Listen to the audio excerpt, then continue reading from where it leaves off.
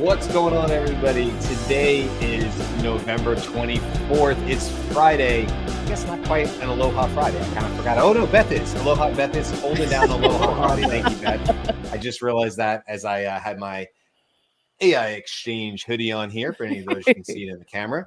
The Aloha clashed with Black Friday. So yeah, it is finally just cool enough. It's only a high of like 62 in Tampa today, so it's that is a cool day. Aaron, I don't know what that is in Celsius, but that's it's hot here, really Yeah. hot and humid. Not nice. We've had major bushfires like 15 or 20 miles north of where I live, so they've been going for days. It's welcome to Australia in the summer. Good stuff. Okay, so I did just look it up. It's 16 degrees Celsius here today as a high. That's very cold. Very cold. See, that's the way I feel. Aaron, you and I are on the same page with this. It's 40 degrees. 40 degrees Fahrenheit here in Northern 40. California. Oh, it's even colder. 48. You guys Well, 0 degrees Celsius is freezing. Water's freezing point. So 32, whatever that okay. is in Fahrenheit. Right. Yeah.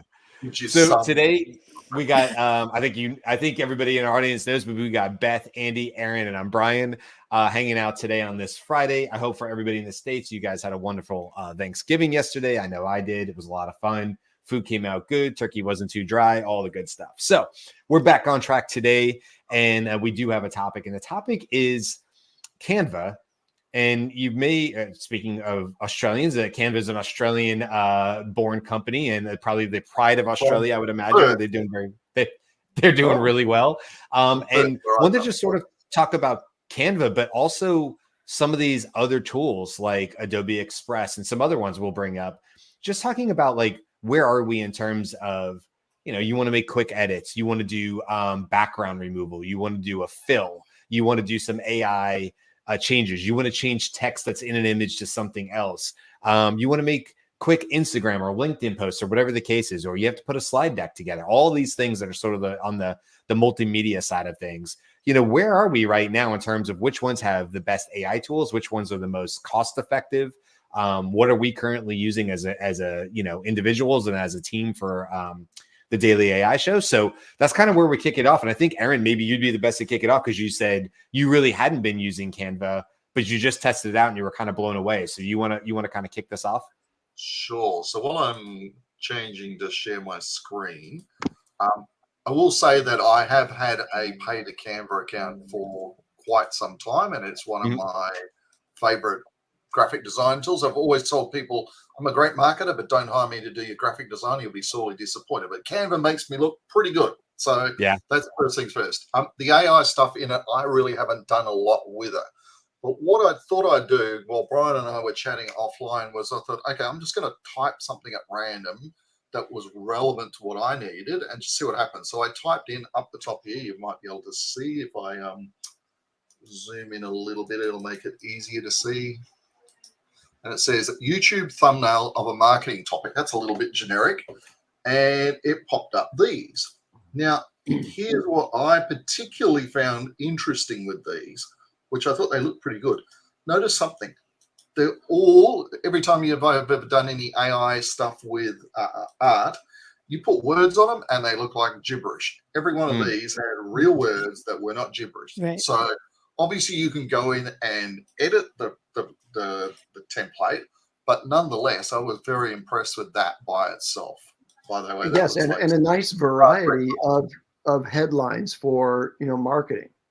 Yeah, exactly. Yeah. So and if you can see what Aaron has clicked in right now, he's clicking on the words, and it's showing that it's using the AI magic right, which is why the words are correct, because it's not. It's on top of the image and the layout and all of that, but that's a difference between the other image tools that say that are still struggling with writing because it's not they're trying just to incorporate overlaid it into the graphic pixels of the image rather than having an overlay, which is what Canva is doing here.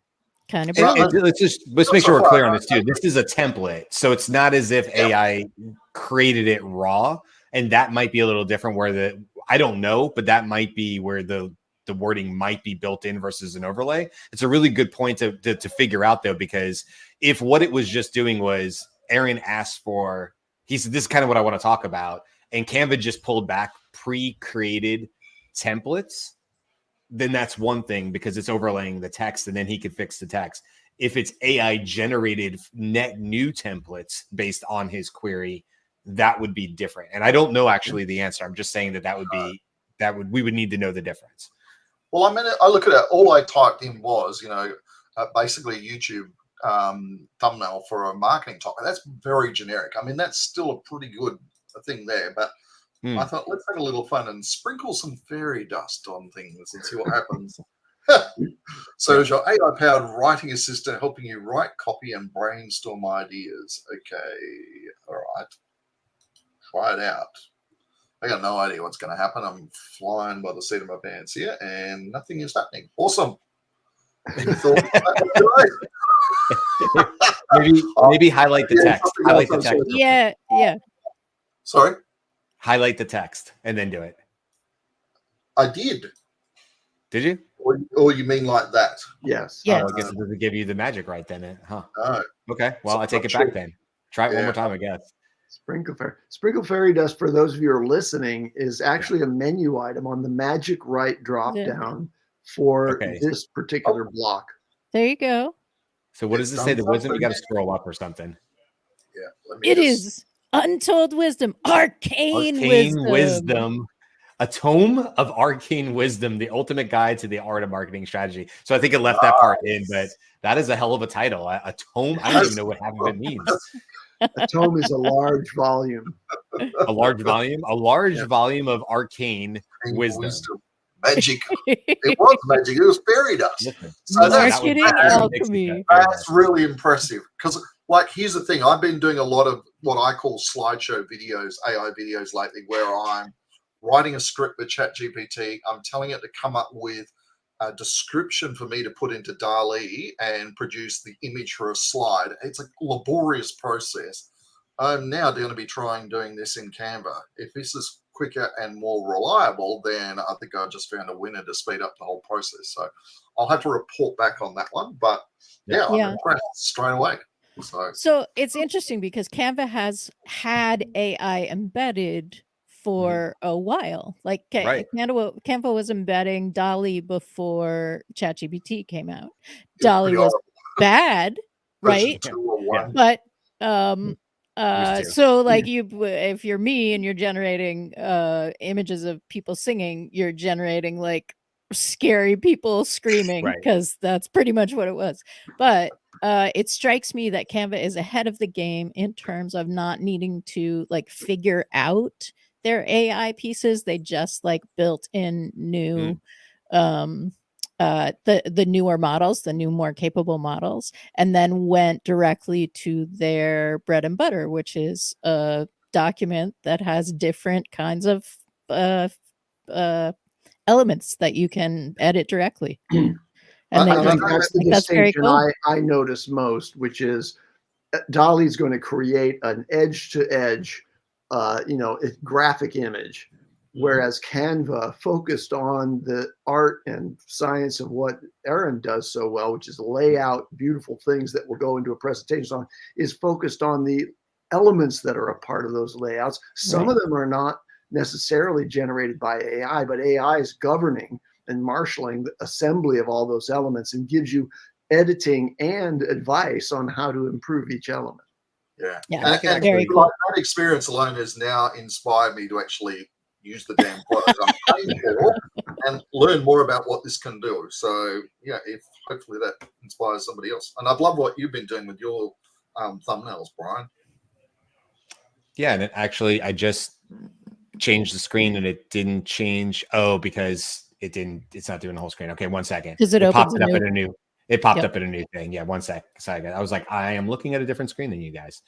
So look, we use this all the time. In fact, I think I didn't do this one. Jimmy did this one, so that's awesome because he had a interview with Roll.ai. So there you go. There's an example of like our team now going in there, and I popped in, and this is the same style as you can see here. right? We use the same color. Aaron, you were the one that said, use something like yellow. And I agree with you. Yellow definitely pops off the thumbnails. I think that was a really, really good idea.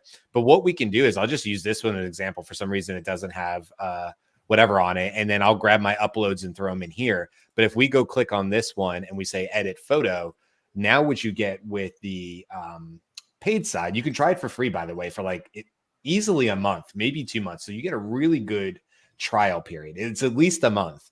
And I highly recommend it for everybody because you should at least know what your options are. And then don't subscribe if you don't want to. But you have a couple things. You have background remover, magic eraser. So magic eraser is exactly what we would think. If I want to get rid of just this circle, usually it has to take me 1 or 2 tries, but it should just have it's given the background to it. It's got some shading in there, but essentially, yeah, it's still got the circle on it. Maybe not the best choice on that one because of the shading on the wall, but I have gotten it to basically remove it. It's just got the green behind it.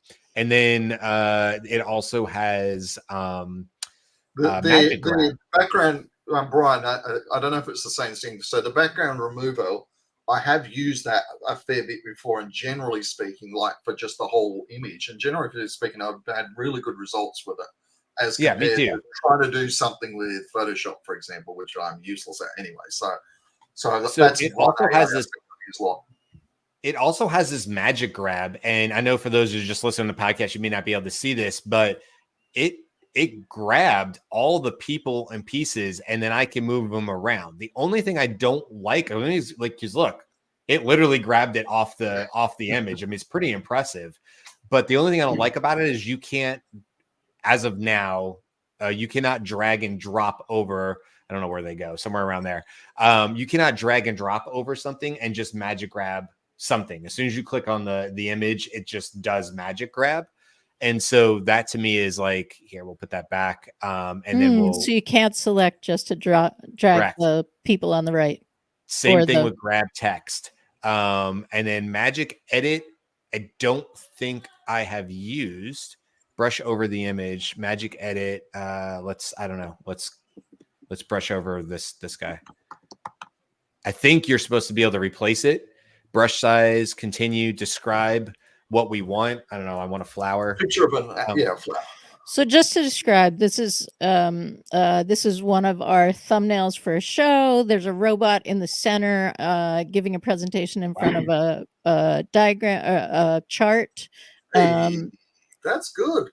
And there are images of people surrounding the podium looking at the robot, and it's in a room that's kind of rainbow striped. So Brian has been trying to erase, you move the people around. I don't know how to describe what's on the wall. Like they're little discs of pie charts as art. Basically. Yeah, because this was like our future of sales. I think this is our future of sales episode. It doesn't have the wording on it. We'll go backwards on this one. He just magically changed a pie chart into a purple flower. Yeah, and it doesn't look pixely around the side of the flower. It actually looks pretty decent. I'm actually impressed with that. So anyway, they have some filters and FX effects, but here's their Magic Studio stuff up in the upper left corner. And I think it's only going to get better. So this is, you guys can, anybody that's watching this can see, this is like quite literally what we use all the way up through our Thanksgiving one. And then here's actually the Canva one today. This is the thumbnail for today. And this is a good example where I had told DALL-E 3, I went into ChatGPT, and that's where I create these images. It wrote Canva, but it put an extra V. So it was CANVVA. I went in here and said, Magic AI select the text, and was able to eliminate the mistake by ChatGPT DALL-E 3. And then I was also able to magic select. You can't, if you're watching this, you can see Adobe on the rabbit, because this is supposed to be like a tortoise and hare. Is Canva the tortoise that's gonna pass by the sleeping hare? That was the idea behind this photo. And so I was able to make the Adobe bigger on the book that the rabbit essentially was holding. And then some other quick effects or stuff like that. But again, if I wanted to take this whole tortoise here and just grab him, and I think I did, if I remember right, and I made him bigger or something like that. Anyway, it's a really, Nice. for me, it's a 1-2 punch of free ChatGPT DALL-E 3, a quick download, upload into Canva, and adjust it and make it what I want, because it can grab the text, it can do overlays, pretty simple stuff. But man, when I think what I used to have to do in Adobe Photoshop to pull this off, and it would probably crash 3 times before it got there. You know, just really, really happy with this where we are with Canva. So Brian, say this is the paid version or not paid, and what's the cost of Canva paid? Right. So I just upgraded, so I can tell you that in a second here. Let me find my. Y'all keep talking. I will find it for you. Well, Brian's looking for that. So there's an apps section in Canva as well, and they've now got a whole pile of AI-based apps in there, like Hey Gen, Hello QR, Murph AI. So there's a whole pile of other stuff in there you can do as well, or use DID presentation. Yeah, some of it you got to pay for it if you want extra credits, but a lot of it's you get some free credits, so that's pretty cool as well. And a bunch of $120 a year. Okay, $120 for a year. I paid for the annual. Yeah, I'm using it so often that it kind of hit that threshold for me where I said to be able to get the more premium templates, which are typically better, and they're usually lock the key. Although you can do a ton on the free side of Canva, a ton. But I really like these AI tools. I was using them every single week to make our thumbnails, and I thought I'm now at a point where $10 a month is a no-brainer. So I just went and paid for the year. Now, as we always say with AI stuff, that could end up blowing up in my face, because Adobe Express, who I definitely want to talk about here in a second, once we finish talking about Canva, is coming in hot and fast. It's Adobe, and Adobe Express has a lot of the same types of tools and stuff for free that Canva does. They also have a paid account. And so it could be with anything in an AI that come June of next year, I'm really disappointed that I'm still paying for the Canva paid version, that I went ahead and paid for full year. And that is a risk you're going to take with any new AI developments, not just multimedia, but across the board, because there's always a chance there's going to be a new tool that will make your purchase less valuable and you stop using it. So it was a risk, but because Canva has been innovating so frequently, I thought, well, there's a better chance of Canva's stuff getting better for the price than me feeling left out from a different tool, you know? Right. And it's a toss up, you know? In that context, it feels like Canva is the leader and Adobe is the chaser, right? That's crazy, right? So, yeah. I mean, it's like Google and Microsoft at the moment. You know, when it comes to AI, Microsoft's the leader. Google's way behind. Right. Speaking of, Microsoft has a Microsoft Designer that also uses AI. That is part of the 365. So you might want to look into that. So if you're in a PowerPoint presentation and you want to do some of the tricks of the trade here, you can do it right inside there. Is that a paid thing, Beth? It's part of the 365 so license. If you have so if you're paying, then you have it, right? Yeah. Yeah. But Canva was on all our lists when we said, what are you going to do AI? You're going to spend $100. What are you going to do? We were like $10 on this. Yeah.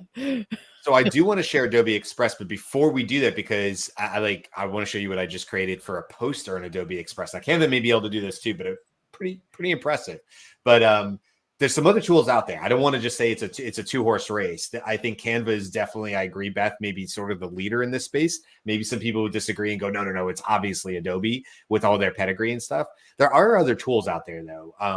PicMonkey I looked at. They don't do everything that Adobe Express. They're more focused in niche. But PicMonkey does like flyers, Instagram, YouTube presentations, logos, and invitations is what's on their website. So, and they have a starter free trial as well. Their pricing, their basic is, their basic is $72 annually, or their pro is $120, which would make it the same as Canva. Now, if that's all they do, I'm sorry, Canva is the better deal there, because Canva just has way more tools than a PicMonkey has. Then you have things like PictoChart, which I think Aaron and I were saying, I feel PictoChart's been around for a while. And they do a great job with things like infographics. It looks like they're also getting into like workflow stuff. catchy visuals, edit videos like a text document, edit your videos like a text document, which is more of a Descript type thing. Didn't know they could do that. So PictoChart is definitely expanding their deal, and their pricing and plans just look really quick. I'm not bothering sharing my screen on this because I know some people are just listening to us. So I'll spare you that. Their pro, okay, their free is free forever, $0. You get, 5 visuals, 2 downloads, right? These kind of things. Then you get to their pro, and that is $14 a month billed annually. So quick math on that, $140 and then another $28, $168 a year. And for that, you get like 100 GBs of storage and library assets and 5 million plus pro icons, illustrations, 3D graphics. So like Canva, like Adobe, you get essentially better resources to sort of build from. And then the last one I just want to mention really quick, because they're also sort of pushing into the AI, is Pixlr. And I've used Pixlr for several years too. That Pixlr was the one, and that's Pixlr. Yeah. That was sort of the one I went to when I was like, I can't keep paying for it. When my company said, we will no longer support your Adobe Photoshop habit, and we're not paying for that subscription anymore on your behalf. I was like, many of us went through that withdrawal. Yeah. And because I love Photoshop. Pixlr because I didn't know how to use Adobe, and it was too complicated to learn. So I had it years ago. Yeah. So yeah, exactly. It's been around. Yeah. But when I had to let Adobe go, from the Illustrator and the really high end stuff that I was doing, Pixlr was like, my free online tool. But I got to tell you, the days for most of what I do, because I don't really do like crazy editing where I have multiple things on a time limit. I really used to do some like in-depth video editing and stuff like that, and in After Effects, which was more serious on the side of how things worked or whatever. And I would work from templates. And what Jimmy uses for the show. Yeah. And it's an amazing tool, but the whole joke of it is, even after buying an upgraded computer and a borderline, I bought an intro level gaming computer, and I don't do gaming at all. I literally did it so that Adobe would not crash on me as much. Like that's the power they had over me, and how much Adobe crashed is like, I can't deal with this anymore. Now I look at these tools that are in your web browser, and I'll be damned if they're not more powerful with some of these AI pieces and parts than what you would have easily had to have downloaded and run locally, right? These programs, So, Aaron, you said something that piqued my interest, and that was that HeyGen is included in some compact form in something. Was it Canva? Yeah, so Canva, on the left-hand menu, Canva's got a section called apps where you can go to and access. And what they're basically doing is they're doing deals with all sorts of companies to plug the products together. So you get, I don't know if the correct word is trial. You get a limited ability to use some of the different tools like HeyGen. So I don't know how, I haven't looked at the difference between that and the subscription that I pay, but there's a lot of options there. Right. Yeah. So Runway video, text to video is also included in that. Yeah. And with the pro subscription, I get 50 credits a month. So I can make 50 videos a month with my subscription to Canva. It is it's not all the tools, it's the text to video.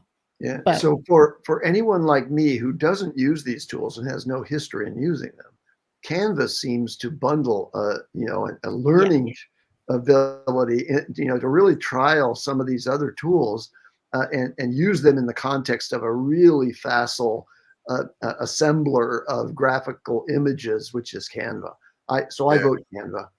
Yeah. I mean, I would have to guess that what's going on here is Canva's doing deals with these guys that, hey, we'll put you in our application, and if someone signs up, you pay us a commission. That's probably what's going on, which is it's a pretty smart business model when you think about it.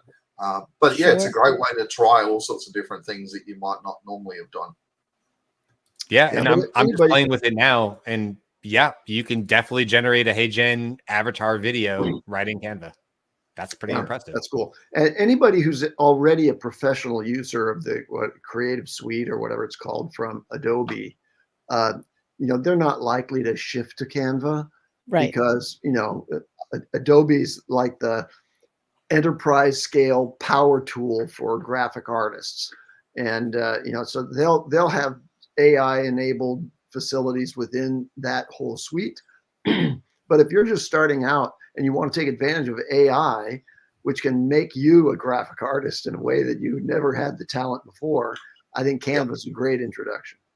Absolutely. So the other thing about Adobe is that you have copyright to the images that you create, if I understand correctly. Do you know that they talked about that? Yeah. And I don't know about Canva. I know with Canva, if you, for example, if you want to create a video, you have to, if I remember correctly, you have to connect your Canva account to your YouTube channel. That's right. So the background music that they've got in there, so they've got lots of stock music there. So in order to use that, you've got to connect your Canva account to your YouTube account, and it will authorize you with the music for one account. But you can't go and spread it across everyone's account. So there would be some aspect in there. But if I generate, like I would suspect, the fees cover liabilities for logos too. I'm sure that Canva's normally, like, you're covered as far as that goes. If you're paying for the license, then you've got the rights to use it. Well, and that, yes, you have the rights to use it. You are, but you can't copyright the logo that you generated in Canva because you used it. Like, right? Like it's from Canva's pieces. Yeah, you could be right there. So there's a comment in there, Brian. Do you want to pop that up? Yeah, I do, and I don't know the answer to it. One of our LinkedIn users asked, "How is confidentiality being monitored with editing abilities (in parentheses audit trail, etc.) for approval in strategic changes?" I don't know the answer to that. I don't know the answer. Does anybody else want to take a stab at that? I'm assuming that would be more like on a team account. I'm going to try to interpret the question because I'm stuck on what is a strategic change. Let's think about it in the context of graphic arts for a brand. You don't want to have some change, that's delivered by AI or by a junior artist using AI that is inconsistent with your brand. And so that's kind of what I'm assuming you mean by a strategic change. And you want to make sure that there is an audit trail to say, well, who made that addition to that image? Right. And can you roll back versions? You roll back to the prior? Yeah, that sort of thing. I would say it's not. How is confidential being monitored with editing abilities, audit trail, etc.? I don't think it is. I think you're going to, you can make changes to art. That art has to be approved before it's actually pushed to the web, like in production. So I think that there is a human in the loop on this kind of thing. Unlikely that. Go ahead, Beth. This is a Canva tech question because this was always true, right? People are working online over the web. Multiple people can edit the same document. So while we don't know the answer to this, it is not a new thing that AI has brought and that Canva needs to figure out. The answer to that is exactly the same answer when somebody could get in and change your wording because you are collaborating on the same document. So I just found this, guys. This is for the members and teams area, and it's talking about member activity information. And it says it includes a member role, when the member was last active or last logged into Canva, the number of times the template was, like the design was created, the design was published, links were shared, and the designs were viewed. I don't see anything that has like a audit and approval process. I would be surprised if they had something that sounds advanced for Canva, but who knows? So do we want to wrap up, or is there something that somebody wanted to is there anything that we haven't covered? Well, I wanted to because I think this is all we can see on our side is LinkedIn users. So I apologize if this isn't the same person who put it, because we have a couple comments, and thank you for the comments. If infuse Bart Simpson but changes clothes, is that allowed? My knee-jerk reaction to that is no. I think it's supposed to be if I use Bart Simpson. I would say that it wouldn't be allowed. Got it. Yeah. And then the other thing I wanted to add to that really quick was this was from August 2nd, 2023. According to Adobe, and I know this is for Adobe, not Canva, built with our AI ethics principles, our generative AI is designed to be commercially safe and trained on licensed Adobe stock and public domain images where copyright has expired. So your enterprise can generate content for public and commercial use with higher peace of mind. So just wanted to bring that out there because I know that's something that you're right. I do remember Adobe talking about that. And I know we're sort of on like, I didn't realize we're already at the 30-minute mark. So I will bring this up just very quick because I would be remiss if I didn't at least show Adobe. So this is sort of what Adobe Express looks like. Again, you can get, like, if I click on try premium, you can see right here, you can do a 30-day free trial. So just like Canva. And again, I would highly recommend going in and maybe doing 3, back-to-back or concurrent free trials for Canva and Adobe to see which one might fit you better. Because if you look in here, we have everything from new video editing. And so if you're doing merges or easy crops or animations or captioning video, that's things that people used to pay independent services for. Video or for photo, everything from quick actions like resizing, converting. We also have text to image, a generative fill. We saw those in Canva as well. So that's using like the Adobe Firefly side. Everything from documents here, which would be similar to, again, Canva. And then we have the generative AI, which brings us back to text to image, text to template, text effects. Adobe came out with this a while ago where you could make really interesting lettering. I haven't seen anybody else do that specifically as a tool. Like I haven't seen Canva come out with a lettering tool. Yeah, they look really, they look really different, right? Like the capabilities, like you could have both, right? Canva doesn't have a video merge because that's going to be an Adobe thing, right? Like that makes sense. Adobe would have the background and the infrastructure to be able to overlay a video on top of another video because that's what they do in After Effects. And so do they both have the ability to take an image and either upscale or downscale its resolution? I'm sure. I have to currently use a third-party plat tool for that. I'm not aware Canva can do it. Me neither. Certainly not as I far don't as think the so. side of things go. Because that's one of the things that AI promises to be able to do, which is take an image that is, like 1,800 pixels and make it a 36,000 pixel image, right? By filling in and making it really accurate. So there's a new tool that's being like released on X, not associated with Elon. And I'm sorry, I didn't know I was going to talk about it today, but it's called Magnifier. And there are a bunch of creators who've gotten early access that are doing that. So like, I'm not sure that is the differentiator because there are other tools that are really coming down in price that make that pretty easy. Yeah, probably the best one on the market at the moment is a tool made by a company called Topaz Labs, which I've used before. And I've taken an old video that was recorded on a tape cassette video handycam and expanded it up to HD. It's not great, but it's much better than I expected using Topaz Labs. And then I have another product I use which takes images and expands them up to printable size, and they work successfully. So there's options out there. Topaz is probably the best, particularly for video from what I've seen. And these are the type of like features that I think a Canva and Adobe Express are going to be able to very quickly, if they like rise in popularity, they're going to very quickly be able to roll these out into their general offerings, and it's going to make them continue to be competitive and probably hard for these smaller tools. I mean, that's sort of across all companies. Just want to follow up on, again, thank you to our commenters. One said, thank you. Great point today. Looking into Canva. Yeah, definitely do the 30-day free trial. Do the 30-day free trial for Adobe Express. I definitely think, you're going to come out knowing which tool might be more valuable to you and whether you think you can use the free side of one and the paid side of the other, or maybe both free sides, which would be great. And then the last comment here, maybe same person, very insightful to how AI is changing artwork also.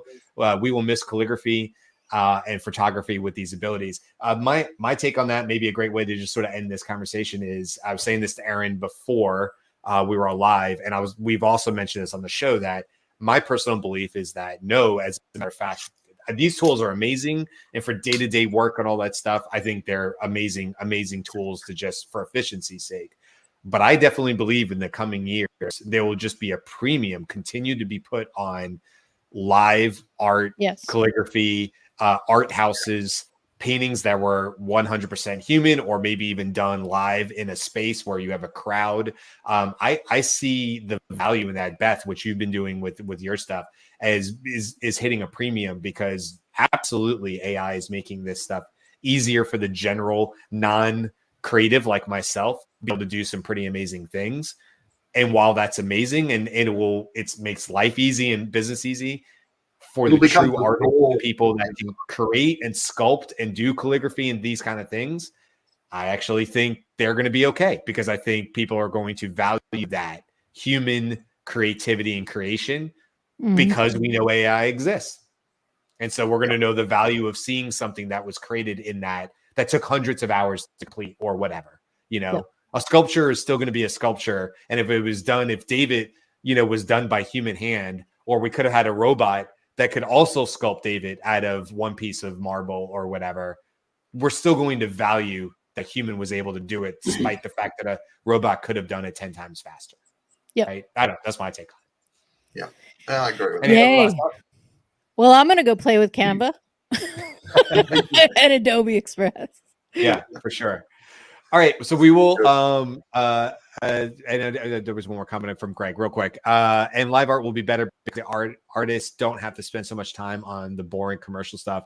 They do it for the art. Yeah, that's a great point, Greg. Great insight on that. Thank you. All right, listen, we'll wrap it up. We're a couple minutes over. That does it for this week. I hope all our listeners have enjoyed it. Thank you for all the comments today. They're always welcome. We try to get them up on screen and hit all of them all the time. And we just love seeing the comments on there. So come on back next week. We'll have a couple more topics. I don't know all the topics yet. I haven't done it. I've been kind of on vacation mode a bit. But I know on Wednesday, we will definitely do the news. And Thursday next week, we will talk about the 1-year anniversary of ChatGPT. And then we have some other topics that Aaron and I were talking about. So maybe we'll get those on the books as well.